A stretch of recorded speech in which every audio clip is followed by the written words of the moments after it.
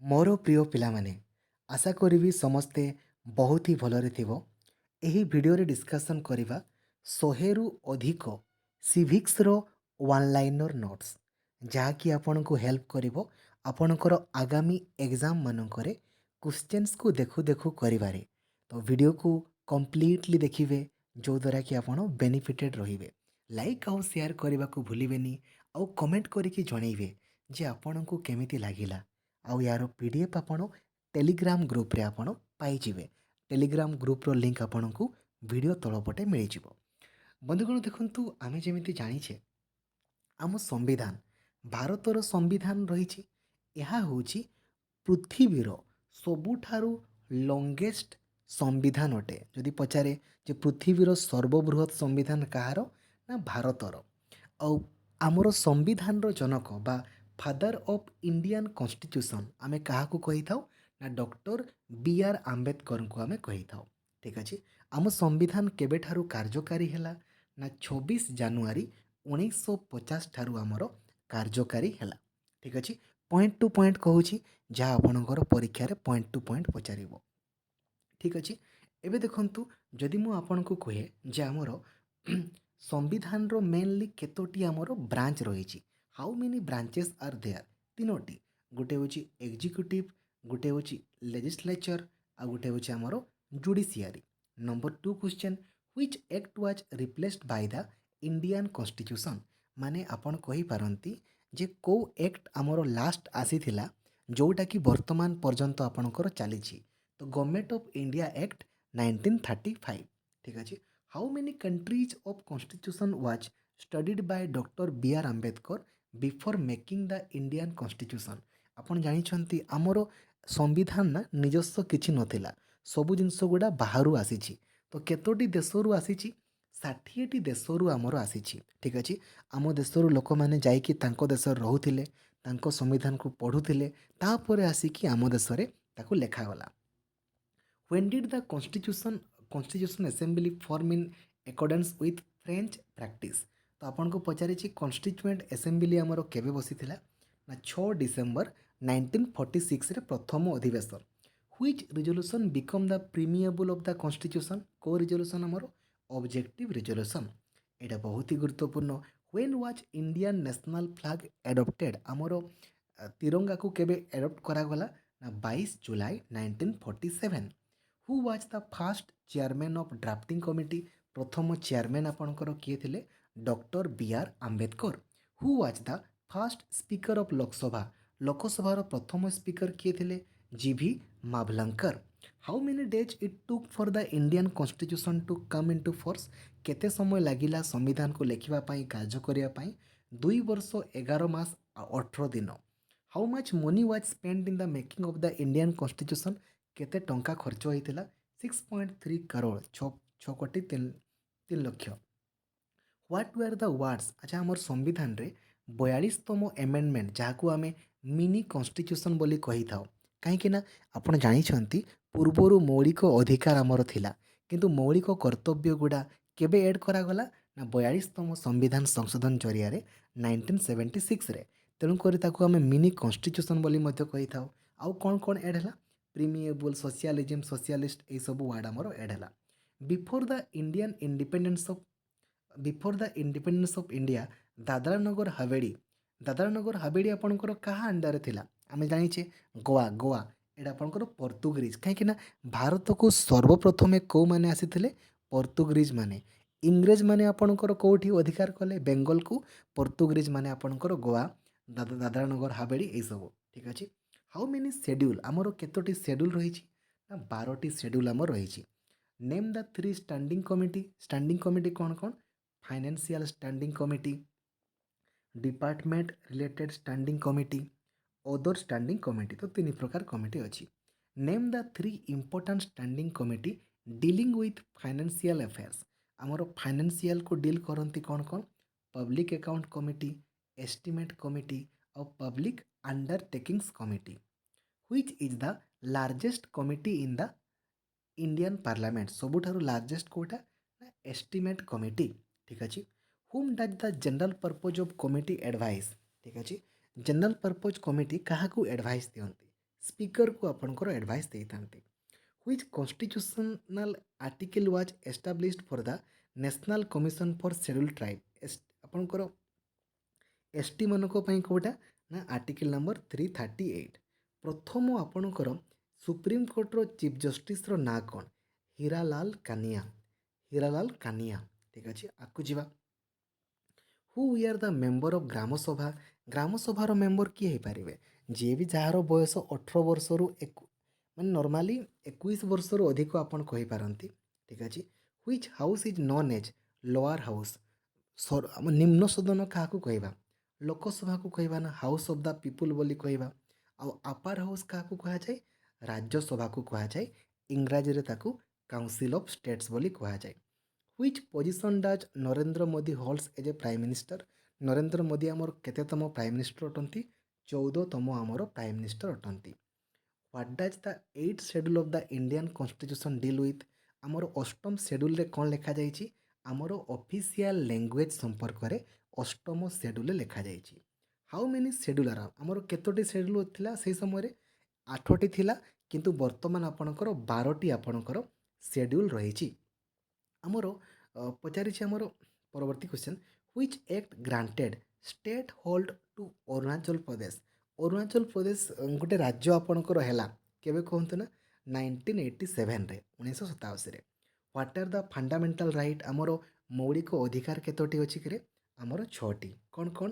Right to equality, right against explosion, right to freedom, culture and educational right, right to constitutional remedies, right to freedom of religion. ଠିକ୍ ଅଛି। Who appoint governor of a state. ରାଜ୍ୟର ମୁଖ୍ୟ ରାଜ୍ୟପାଳ ତାଙ୍କୁ ନିଯୁକ୍ତ କିଏ କରନ୍ତି? ରାଷ୍ଟ୍ରପତି ହିଁ କରିପାରିବେ। ଆଉ ତାଙ୍କୁ ବାହାର ବି କିଏ କରିପାରିବେ? କେବଳ ରାଷ୍ଟ୍ରପତି ହିଁ କରିପାରିବେ। State having only one house. ଯେଉଁ ରାଜ୍ୟର ଗୋଟିଏ ମାତ୍ର ହାଉସ୍ ଥାଏ ତାକୁ କ'ଣ ବୋଲି କୁହାଯାଏ? ୟୁନିକ୍ କ୍ୟାମେରାଲିଜିମ୍। ତ ତାଙ୍କର ନର୍ମାଲି ସବୁ ରାଜ୍ୟମାନଙ୍କରେ ଆପଣଙ୍କର କ'ଣ ଥିବ? ଆପଣଙ୍କର ବିଧାନସଭା ଥିବ। କିନ୍ତୁ ଆପଣଙ୍କର ଯେଉଁ ରାଜ୍ୟମାନଙ୍କରେ ନା ଅଧିକ ଜନସଂଖ୍ୟା ଥାଆନ୍ତି ସେ ରାଜ୍ୟମାନଙ୍କରେ ବିଧାନ ପରିଷଦ ବି ରହିଥାଏ। ତ ଯେଉଁ ରାଜ୍ୟରେ ଗୋଟିଏ ମାତ୍ର ହାଉସ୍ ବିଧାନସଭା ରହିଥାଏ ତାକୁ କୁହାଯାଏ ୟୁନିକ୍ କ୍ୟାମେରାଲିଜିମ୍। ଯେଉଁ ରାଜ୍ୟରେ ଦୁଇଟା ଯାକ ହାଉସ୍ ଥିବ ତାକୁ କୁହାଯାଏ ବାଇ କ୍ୟାମେରାଲିଜିମ୍। ଏମିତି ଭାରତରେ କେବଳ 6ଟି ରାଜ୍ୟ ରହିଛି ଯାହାର କି ଦୁଇଟା ଆପଣଙ୍କର ହାଉସ୍ ଅଛି। କର୍ଣ୍ଣାଟକ, ଉତ୍ତରପ୍ରଦେଶ, ମହାରାଷ୍ଟ୍ର, ବିହାର, ଆନ୍ଧ୍ରପ୍ରଦେଶ ଆଉ ତେଲେଙ୍ଗାନା। ଠିକ୍ ଅଛି। What do we call Indian constitution in Hindi? ହିନ୍ଦୀରେ ଆମେ ଆମ ସମ୍ବିଧାନକୁ କ'ଣ କହୁ? ଭାରତୀୟ ସମ୍ବିଧାନ ବୋଲି କହିଥାଉ। What are the chamber of Indian constitution? ଆମର କ'ଣ କ'ଣ ଚେମ୍ବର ଅଛି? Rajya Sabha, Lok Sabha. Who is the leader of lower house? ମାନେ ଲୋକସଭାର ଲିଡର କିଏ? ଆପଣଙ୍କର ପ୍ରଧାନମନ୍ତ୍ରୀ, prime minister. How many amendment? ଆମର ଆମେଣ୍ଡମେଣ୍ଟ 25 ଜାନୁଆରୀ 2020 ସୁଦ୍ଧା କେତୋଟି ଆସିଛି? ନା 104ଟି। Who was the constitutional adviser? Constitutional adviser କିଏ ଥିଲେ? BN ରାଓ ବା ଶ୍ରୀ ବେଙ୍ଗଲ ନରସିଂହ ରାଓ। ଠିକ୍ ଅଛି। Who was the chief draftman of the constituent assembly? Chief draftsman ଆପଣଙ୍କର କିଏ ଥିଲେ ନା? ଚିଫ୍ ଡ୍ରାଫ୍ଟସମ୍ୟାନ୍ ଆପଣଙ୍କର ଥିଲେ Surendranath Mukherjee. Who was the ଆଚ୍ଛା ଆମର କୌଣସି ବି ଏମାର୍ଜେନ୍ସି ଆମର କେତେଟା ଅଛି? 3ଟା ନା? 352, 356, 360। ତ କୌଣସି ବି ଏମାର୍ଜେନ୍ସିକୁ କିଏ ଲାଗୁ କରିପାରିବେ? କେବଳ ଆଉ କେବଳ ରାଷ୍ଟ୍ରପତି।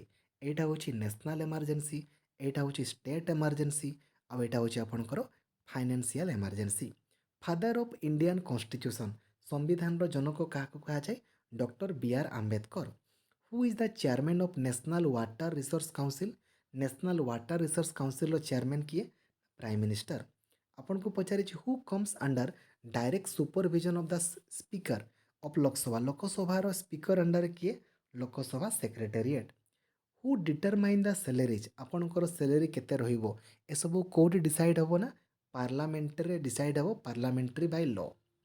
ହ୍ୱାଟ୍ ଇଜ୍ ଦ 42nd ଆମର 42ତମ ସମ୍ବିଧାନ ସଂଶୋଧନ ଯେଉଁ 1976କୁ ଆଉ କ'ଣ ବୋଲି କୁହାଯାଏ? ନା ତାକୁ ଆମେ ମିନି କନଷ୍ଟିଟ୍ୟୁସନ୍ ବୋଲି ମଧ୍ୟ କହିଥାଉ। What are the judiciaries of Indian constitution? ଆମର କ'ଣ କ'ଣ ଅଛି? ସୁପ୍ରିମକୋର୍ଟ ଅଛି, ହାଇକୋର୍ଟ ଅଛି, ଆଉ ଡିଷ୍ଟ୍ରିକ୍ଟ କୋର୍ଟ ଆମର ରହିଛି। How many member can president of India nominate to Rajya Sabha? ଆମେ ଜାଣିଛେ ଯେ ରାଜ୍ୟସଭାର मैक्सिमम सीट संख्या केते आमर 250 जो कि 238 जन राज्य जाती आ 12 जन को ना राष्ट्रपति आमर पठे पारे। ठीक अच्छे सेमिति लोकसभार मैक्सिमम सीट संख्या केते 552 जो कि 530 जन राज्य जाती 20 जन आमर केन्द्र शासित अंचल जाती आ 2 जन आंग्लो इंडियन। तो राष्ट्रपति केते जन को पठे पारे 12 जन। जदि आपन को पचारिबो जे आमर विधानसभा सीट संख्या केते आमर 147 लोकसभा को आमर केते जन जाई पारिबे 21 जन और राज्यसभा को आम राज्य केते जाई पारिबे 10 जन। ठीक अच्छे who will discharge the duties of president when both office of president and vice president जो राष्ट्रपति भी नहांती उपराष्ट्रपति भी नहांती तो किए रहिबे chief justice of India. Right to equality equality आपणकर केते 14 रु 18 आर्टिकल नंबर 14 रु 18 when was the Indian independence act passed by the British केबे आपणकर एटा पास हला आपणकर केबे पास हला आपणकर 5 जुलाई 1947 आउ एप्रूव केबे हला 18 जुलाई 1947। आमर पंचायत राज आम जानी आमर जो आमर त्रिस्तरीय पंचायत राज व्यवस्था 3 टायर पंचायत राज सिस्टम किए नहीं आसते बलवंत राय मेहटा कमिटी ना मन अच्छी 86तम एमेंडमेंट जरिया आपणकर सॉरी 73rd आउ 74th एमेंडमेंट जरिया 1992 रे। तो सही समय प्रधानमंत्री किए थे ना पीवी नरसिम्हा राव आमर थे। ठीक अच्छे आमर देखो कौ शेड्यूल कौन सब लिखाई फास्ट शेड्यूल कौन लिखाई ना राज्य आउ केन्द्र शासित अंचल संपर्क में फास्ट शेड्यूल सेकेंड कौन लिखाई ना कहार आपणकर आपणकर कहार केते कौन रहिबो कहलो माने किए केमिति आपणकर शपथ ग्रहण करिवो शपथ ग्रहण नाई कहार सैलरी केते रहिबो सैलरी संपर्क में आपणकर सेकेंड शेड्यूल लिखाई। थर्ड रे कौन लिखाई ना किए केमिति शपथ ग्रहण करिवो शपथ ग्रहण संपर्क में थर्ड रे।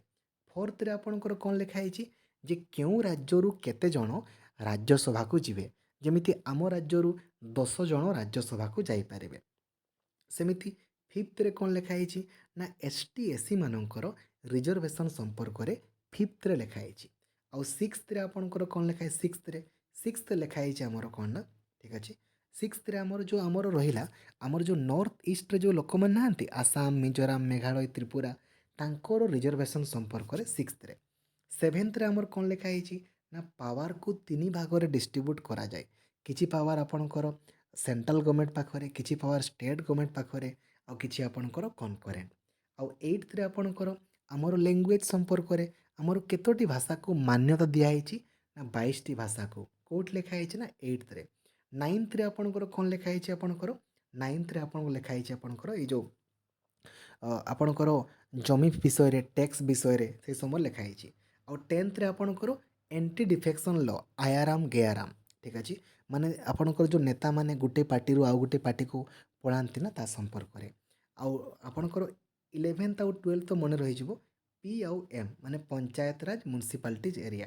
ठीक अच्छे फ्रॉम आमर कनकरेंट लिस्टा कौटू आसी कनकरेंट लिस्टा ऑस्ट्रेलिया रू आमर कनकरेंट लिस्ट भारत को आसी केउ देशर निजस्व लिखित संविधान नहीं साउदी अरेबियार तो नहीं आपणकर यूके रो मध्य नहीं यूके रो मध्य निजस्व लिखित संविधान नहीं which right was not taken from British constitution कोटा आसीनी फंडामेंटल राइट तो आमर कोट आसी कहना यूएस रु आसी। ठीक अच्छे अच्छा सेकुलर कहले कौन सेकुलर कहले कौन ना सबू धर्म आम पाई समान all religions are equal before the government आमर रिलीजियस फ्रीडम धर्मगत स्वाधीनता कौट लिखाई ना आर्टिकल नंबर 25 रु 28 मध्य लिखाई who said that the preamble of the Indian constitution is the keynote of the constitution. ठीक अच्छे एटा किए कही आपणकर आर्नेस्ट बार्कर ये कही कौन कही ना the keynote of the constitution ठीक प्रीमिएबलटा हूँ कॉन्स्टिट्यूशन जस्ट गोटे सारांश। ठीक अच्छे yes which article is for the protection of minorities minorities मान प्रोटेक्शन संपर्क में आर्टिकल नंबर 29 आर्टिकल नंबर 17 यहाँ बहुत ही गुरुत्वपूर्ण क्या संपर्क लिखाई ना आर्टिकल नंबर 17 रे abolition of untouchability Cripps mission आपणकर भारत में कहीं फेलियर है कहना कहीं ना से भारतीय मानकर जिनस गुड़ाक दाबी गुड़ाक से मान नथिले ଏଇଥିପାଇଁ ଆଉ ଠିକ୍ ଅଛି ଆଗକୁ ଯିବା। Which article can not be ଆପଣଙ୍କର ଏମର୍ଜେନ୍ସି ସମୟରେ ମଧ୍ୟ ନା କେଉଁ ଆର୍ଟିକଲ୍କୁ ଆମେ ଜାଣିଛେ ଏମର୍ଜେନ୍ସି ସମୟରେ ମୌଳିକ ଅଧିକାର କାମରେ ଦିଏ ନାହିଁ, କିନ୍ତୁ ଏମିତି ଗୋଟେ ଆର୍ଟିକଲ୍ ଅଛି ତାକୁ ଆମେ ସସ୍ପେଣ୍ଡ ବି କରିପାରିବାନି। ଆର୍ଟିକଲ୍ ନମ୍ବର 20 ଆଉ article number 21। How many articles are there? ଆମର କେତୋଟି ଆର୍ଟିକଲ୍ ଅଛି ବର୍ତ୍ତମାନ? 395। ଆଉ ପାର୍ଟ 22ଟି ପାର୍ଟ, ସେଡ୍ୟୁଲ୍ 8ଟି ଆପଣଙ୍କର ସେଡ୍ୟୁଲ୍ ଥିଲା, ଏବେ ତ ଆପଣଙ୍କର 12ଟି ଆପଣଙ୍କର ସେଡ୍ୟୁଲ୍ ହେଇଯାଇଛି। How many articles were written in the constitution? Sorry, ଯେତେବେଳେ ଆପଣଙ୍କର ସମ୍ବିଧାନ କାର୍ଯ୍ୟକାରୀ ହେଲା ନା 395 ଥିଲା, ବର୍ତ୍ତମାନ ଆପଣଙ୍କର 470ରୁ ବି ଅଧିକା ହେଇଯାଇଥିବ। ଆପଣ ଦେଖିବେ how many member signed the Indian constitution? କେତେଜଣ ମେମ୍ବର ସାଇନ୍ କରିଥିଲେ? 284। ଆଉ ଆପଣଙ୍କର କନଷ୍ଟିଟ୍ୟୁସନ୍ ଅଫ୍ ଇଣ୍ଡିଆ କେବେ ସାଇନ୍ ହେଇଥିଲା? 24 ଜାନୁଆରୀ 1950। ଠିକ୍ ଅଛି। ପଚାରିଛି the maximum number of in a legislative, ଆମର ମ୍ୟାକ୍ସିମମ୍ ସିଟ୍ ସଂଖ୍ୟା କେତେ? 552। ରାଜ୍ୟପାଳକୁ କିଏ ରିମୁଭ୍ କରିପାରିବେ? ରାଜ୍ୟପାଳକୁ ରାଷ୍ଟ୍ରପତି ହିଁ ତାଙ୍କୁ ନିଯୁକ୍ତ କରନ୍ତି, ରିମୁଭ୍ ବି ସିଏ ହିଁ କରିପାରିବେ। ଫାର୍ଷ୍ଟ ସିଟିଜେନସିପ୍ ଆକ୍ଟ ଆପଣଙ୍କର କେବେ ଆସିଲା? 1955ରେ ଆପଣଙ୍କର ଆସିଲା। An act that is associated with courts can interpret the rules and regulation? Court ଚାହିଁଲେ ରୁଲ୍ ରେଗୁଲେସନ୍କୁ ଚେଞ୍ଜ କରିପାରିବ। ଏଇଟା କୋର୍ଟ ଲେଖା ହେଇଛି ନା article number charter act 1793। Which plan had the scheme to transfer power to the Indians and partition of the country? ଏଇଟା କିଏ କରିଥିଲେ? ଲର୍ଡ ମାଉଣ୍ଟ ବେଟନ୍ କହିଥିଲେ ନା, ଆମର ଯେଉଁ ଭାରତ ଆଉ ପାକିସ୍ତାନ ଅଲଗା ଅଲଗା ହେଇଥିଲା। What is the meaning of social equality? Social equality ମାନେ ସମସ୍ତଙ୍କୁ ସମାନ ସୁବିଧା ସୁଯୋଗ ମିଳିବ ସମାଜରେ। ଆଉ the language of the preamble of the Indian constitution? Preamble ଏଇଟା ଆମର କେଉଁଠୁ ଆସିଛି? ଅଷ୍ଟ୍ରେଲିଆରୁ ଆସିଛି। ଇକ୍ୱାଲିଟି ବିଫୋର୍ ଲ, ଆଇନ ଆଗରେ ସମସ୍ତେ ସମାନ, କୋଉଠି ଲେଖା ହେଇଛି ନା ଆର୍ଟିକଲ୍ ନମ୍ବର 14। 53rd ଆମେଣ୍ଡମେଣ୍ଟ ଆମର 1986ରେ କେଉଁ ରାଜ୍ୟ ପାଇଁ ଆପଣଙ୍କର ଆସିଲା? ମିଜୋରାମ ପାଇଁ ଆପଣଙ୍କର ଆସିଲା। ଠିକ୍ ଅଛି। ଆମର ଆମର ରାଜ୍ୟ ପାଇଁ ଆମର କ'ଣ ଅଛି? ରାଜ୍ୟ ପାଇଁ DPSP ବା directive principle of state policy ରହିଛି। ଠିକ୍ ଅଛି। Which state hedge bin under president rule for a long period? ପ୍ରାୟ 10 ବର୍ଷ ରାଷ୍ଟ୍ରପତି ଶାସନ ରହିଥିଲା। କେଉଁଠି ନା ପଞ୍ଜାବରେ। ଆର୍ଟିକଲ୍ ନମ୍ବର 22 କ'ଣ ଲେଖା ହେଇଛି? The protection against arrest and detention in certain case? ଆପଣଙ୍କୁ ଯଦି କିଏ ଆରେଷ୍ଟ କଲାନି ତ ତାକୁ ପ୍ରୋଟେକ୍ଟ ଆପଣ କରିପାରିବେ। ରାଇଟ୍ ଟୁ ଏଜୁକେସନ୍, ଆପଣଙ୍କର ଶିକ୍ଷା ହେଉଛି ଗୋଟେ ମୌଳିକ ଅଧିକାର। ଏଇଟା କେଉଁଠି ଲେଖା ହେଇଛି ନା article number 21A। Which article is related to the right to information? RTI, ଏଇଟା ପୂର୍ବରୁ ନଥିଲା, ଜାଣିବାର ଅଧିକାର 2005ରୁ ଆସିଲା। ଠିକ୍ ଅଛି, 2005। ତ କେଉଁଠି ଲେଖା ହେଇଛି ନା ଆର୍ଟିକଲ୍ ନମ୍ବର 19। ଆମର ରିଟ୍ସ କେତୋଟି? 5ଟି ନା। ହୋମ ସେଇ ପୁରକୁ ମନେ ଅଛି ନା? Habeas corpus, mandamus, certiorari, prohibition ଆଉ କ୍ୟୁଆରାଣ୍ଟ। ହେବିୟସ୍ କର୍ପସ୍ରେ କ'ଣ ଲେଖା ହେଇଛି ନା you may have the body? ଆପଣଙ୍କ ପାଖରେ କିଛି ଅଛି କି? ମାଣ୍ଡାମୁସ୍ରେ ଆପଣଙ୍କର ୱି କମାଣ୍ଡ, ଆମେ ଅର୍ଡ଼ର ଦେଇଛୁ ମାନେ ଆପଣଙ୍କୁ କରିବାକୁ ପଡ଼ିବ। ସେରିଟିଓରି ମାନେ ୱି ସାର୍ଟିଫାଏ। ଠିକ୍ ଅଛି। ଆଉ ପ୍ରୋହିବିସନ୍ ମାନେ ୱି ପ୍ରୋହିବିଟେଡ୍। ଆଉ କ୍ୟୁଆରାଣ୍ଟ ମାନେ ଆପଣଙ୍କର Bai what authority? Article number 324 କାହା ସମ୍ପର୍କରେ? ଚିଫ୍ ଇଲେକ୍ସନ୍ କମିଶନର ସମ୍ପର୍କରେ article number 324। How many parts? ଆମର ପାର୍ଟସ୍ କେତୋଟି ଅଛି? 22ଟି ପାର୍ଟ ଅଛି ନା। Who was elected age the temporary president? Temporary president କିଏ? ଡକ୍ଟର ସଚିଦାନନ୍ଦ ସିହ୍ନା। ଆଉ ପାର୍ମାନେଣ୍ଟ ଆପଣଙ୍କର ଡକ୍ଟର ରାଜେନ୍ଦ୍ର ପ୍ରସାଦ। ଠିକ୍ ଅଛି ନା। 10th ସେଡ୍ୟୁଲ୍ରେ ଆମର କାହା ସମ୍ପର୍କରେ? ଏଣ୍ଟି ଡିଫେକ୍ସନ୍ ଲ, ଆମେ ଜାଣିଛେ। Which act of the Christian missionaries to spread their religion in India? କେଉଁ ଆକ୍ଟରେ କୁହାଯାଇଥିଲା ଯେ ଖ୍ରୀଷ୍ଟିଆନ ମାନେ ତାଙ୍କର ଧର୍ମକୁ ବଢ଼େଇ ଯିବେ? Charter act 1813। Which article is related to special address by president of India? ରାଷ୍ଟ୍ରପତି ଆପଣଙ୍କର ଦେଶକୁ ସମ୍ବୋଧନ କରିପାରିବେ according to article number 87। First president of India, ପ୍ରଥମ ରାଷ୍ଟ୍ରପତି ଆପଣଙ୍କର କିଏ? Doctor Rajendra Prasad. From which fund is the salary of the president of Indian taken? ରାଷ୍ଟ୍ରପତିଙ୍କୁ ଯେଉଁ ସାଲାରୀ ମିଳେ ଏଇଟା କେଉଁଠୁ ଆସେ ନା କନସୋଲିଡେଟେଡ୍ ଫଣ୍ଡରୁ ଆମର ଆସିଥାଏ। ହୁ ଗେଭ୍ ରେକଗ୍ନାଇଜେସନ୍? ଆପଣ ଗୋଟେ ପଲିଟିକାଲ୍ ପାର୍ଟି ଖୋଲିଲେ, କୌଣସି ପାର୍ଟି, ତ ଆପଣଙ୍କୁ ରେକଗ୍ନାଇଜେସନ୍ କିଏ ଦେବ? ଚିଫ୍ ଇଲେକ୍ସନ୍ କମିଶନର ବା election commission of India. Which act divided? ଆମର ପାୱାର ଗୁଡ଼ା, କିଛି ପାୱାର ସେଣ୍ଟ୍ରାଲ ଗଭର୍ଣ୍ଣମେଣ୍ଟ ପାଖରେ, କିଛି ପାୱାର ଷ୍ଟେଟ୍ ଗଭର୍ଣ୍ଣମେଣ୍ଟ ପାଖରେ। ଏଇଟା ଡିଭାଇଡ୍ କାହା ଦ୍ୱାରା ହେଲା ନା ଗଭର୍ଣ୍ଣମେଣ୍ଟ ଅଫ୍ ଇଣ୍ଡିଆ ଆକ୍ଟ 1935 ଦ୍ୱାରା। After how many year the finance commission is appointed केते वर्ष पर फाइनान्स कमिशन आपणकर अपॉइंटेड है ना 5 वर्ष पर। How many maximum number Rajya Sabha राज्यरू केजन जाती राज्यरू आपणकर 238 आउ राष्ट्रपति आपणकर केजन पठाती 12 जन को। आर्टिकल नंबर 5 ରୁ 11 क्या संपर्क लिखाई ना सिटीजनशिप ऑफ इंडिया संपर्क लिखाई। पार्ट 3 रे क्या संपर्क लिखाई ना फंडामेंटल राइट। देख पार्ट 3 आ गोटे हूँ आपणकर पार्ट IV आपणकर हाँ भलसे मन रखिए पार्ट 3 आपणकर फंडामेंटल राइट ठीक अच्छे। IX आउ IXA देख who enjoy the legislative power power तो पार्लियामेंट पाखरे आ राज्यसभार जो मेंबर माने तांकर कार्यकाल केते वर्ष 6 वर्ष लोकसभार कार्यकाल 5 वर्ष। को बिल को केवल लोकसभा पारित करा राज्यसभा को जीवनी कोटा लोकसभा और किए डिसाइड करती जे एटा ए बिलटा मनी बिल की नुहे किए डिसाइड करती ना स्पीकर डिसाइड करती। राष्ट्रपति कार्यकाल केते वर्ष 5 वर्ष। Who give advice to the government को आपणकर एडवाइस किए दियंती एटर्नी जनरल आ प्रथम लॉ मिनिस्टर मध्य एटर्नी जनरल। आपण लोकसभार आपणकर सीट संख्या केते 552 आम जाने 552 राज्यसभार 250 सबुठारु आपणकर अधिक हाईएस्ट जुडिशिकेशन कहार गुवाहाटी हाईकोर्टर ठीक अच्छे।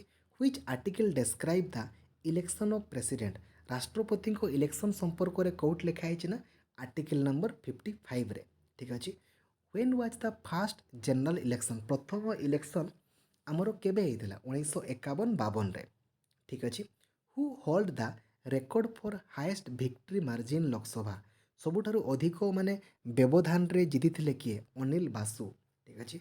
Which is the largest union territory सबुठारु लार्जेस्ट आपणकर केन्द्रशासित अंचल लद्दाख। सुप्रीम कोर्ट जजेस सुप्रीम कोर्ट हाईकोर्ट रो जज मानक रिटायरमेंट एज हूँ 62 आ सुप्रीम कोर्ट रो जज मानक रिटायरमेंट हूँ 65।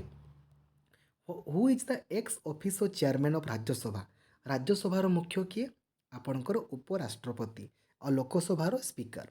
Which Indian state has the highest member of legislative assembly सबुठारु अधिक आपणकर MLA कोठिकार जो राज्यर जनसंख्या अधिक उत्तर प्रदेश आउ आपणकर पचारि सबुठारु अधिक समय पर्यंत लोकसभार स्पीकर किए थिले ना सुमित्रा महाजन आउ गला आपणकर वर्तमान आपणकर किए अछंती आपण कमेंट करके कहिबे मते ठीक अच्छे। यस सो आशा करी आपको बहुत ही भल लगी चेष्टा करी आपण आहरी एमतीका वीडियोज आने। थैंक यू जय जगन्नाथ।